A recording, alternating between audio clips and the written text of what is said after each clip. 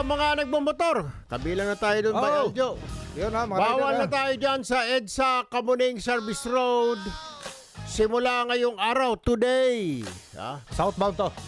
Southbound. Southbound. Okay. Nasa linya si Attorney Victor Nunez, ang hepe ng Traffic Enforcement Group or TEG ng MMDA. Magandang umaga, Attorney Nunez. This is Erwin Tulfo again and Aljo Bendijo. Live po tayo Morning po. sa PTV Network at Radyo Pilipinas Nationwide. Good morning, Attorney Nunez. Good morning po, Kong Erwin and Sir Aljo. At magandang Yes, sir. umaga po sa lahat ng inyong taga-subaybay. Salamat po sa pagpapaunlak sa aming imbitasyon para kayo po yung makapanayam. Ang tanong po natin una sa lahat ay bakit po bawal ang mga motor na doon po sa service road ng EDSA Kamuning Flyover, yung sa baba? Bakit po ipinagbabawal, Attorney? Unang-una po, Kong Erwin, napakadelikado ho talaga kasi talagang napakakipot ng service road. And sa datos namin, more than 23,000 motorcycles ang dumadaan dyan. And it would be safer for them at madaan sila papasok sa Panay Avenue, sa Scout Borromeo, or sa Mother Ignacia, then mag-left sa Esguera, going to Timog, then left to Timog, tapos EDSA, lalabas. Ayun, para lagpasan lang nila yung EDSA Kamuning. Tama po ba? Opo, yung service road lang kasi nakita namin kahapon. We're on top of the bridge dun sa flyover. Nakita na talagang gitgitan ho talaga. At napakadelikado sa kanila sa masikip na service road na Pero makipagsabayan sa malaking sasakyan. Pero mga kotse, mga other four-wheel vehicles, pwede pa rin. Motor lang ang ipinagbabawal. Pwede po, pero ini-encourage din namin ang mga four-wheel Divert vehicles na. to use alternate routes.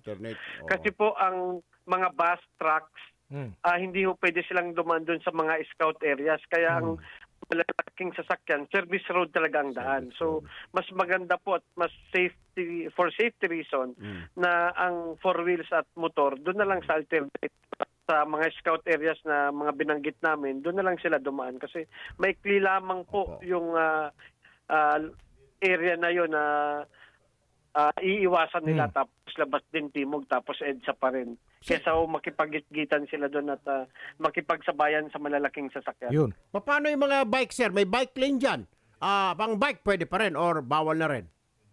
May bike lane din po pero napakadelikado rin nga po kasi Iwas na. Iwas wala na rin rin. doon. Oo.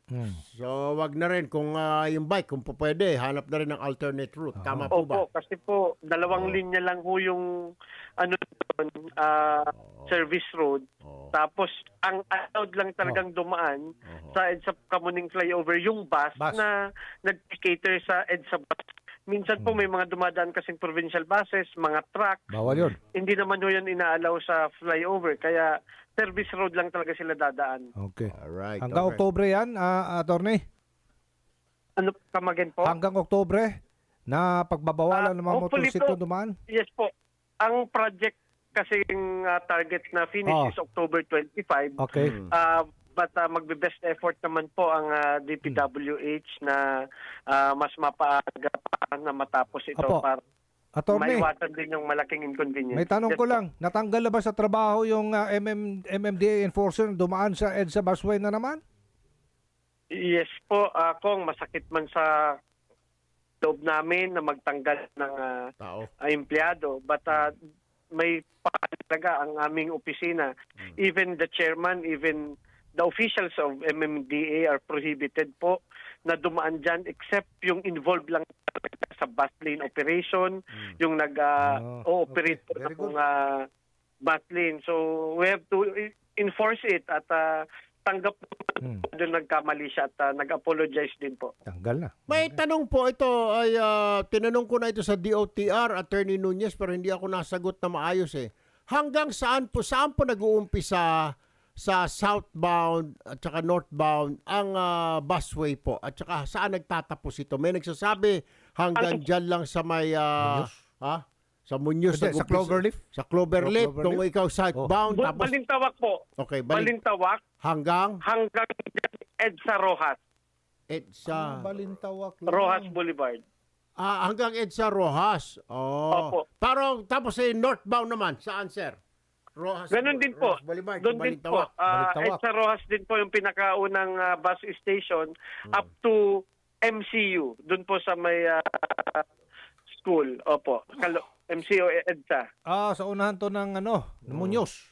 Pwede bang, Opo. pwede bang attorney, kunwari, papasok ka, kakat ka, pwede kang kumat, gamitin mo hindi ka matitikitan. Kung papasok ka, tatawid ka lang ng bus lane. Kung mag-U-turn, may mga U-turns na po kasi along EDSA, Oo. lalong-lalo Oo. dyan pagkalagpas So, ng Oo. Trinoma, SM Right, North, right. pwede yung mag-U-turn. Right. Yung dito rin, sir, sa may pag galing kang malapit dyan sa Mega Mall, paakyat ka ng Green Hills sa papuntang Lasal, medyo masasagasaan mo dyan yung bus Opo, lane. pwede ka po mag-cross. Pwede ka rin Mag-cross going to Ayun. Green Hills, pwede po. Ah. Basta wag lang babaybayin. Wag lang. Overtake, pwede rin, sir. Kung merong nasiraan, kunwari, may nangyari yan yung sasabi eh. Meron. Sabi Opo, ko sa driver, sabi ko, naman po. ayaw ho tumabi dahil puno na rin sa kanan. Ang ginawa namin, sir, overtake lang naman. Tapos bumalik agad kami sa, Pwede ba yan? sa lane. Pwede ba yan, sir? Ganun po yung pagkakahuli kay Manong Chabit. Patay tayo doon. Yari, ay. Bawal pala. Kaya Wag, po na- wag tayo mag-overtake. Delikado. Kung Mahuhuli tayo. nagbumotor ka dyan, Ako, wala pa naman ako pangbigay na regalo. Wala. May pambigay po ako, attorney. Pero para no sa lucky listener namin, Yan. lucky viewer. Yun lang ang pwede. Attorney, halimbawa ay natake ka ng vertigo. Yan. Bigla ka na nahilo at napunta ka doon sa bike sa busway. Pero bumalik ka kaagad. Huli. Huli ka rin. Huli. Pasensya ka na, attorney. Pinapasaya lang ho namin yung tagapakinig namin. Maraming salamat po, Attorney Thank you Victor po, Nunez thank you. sa Traffic Enforcement Group ng MMD.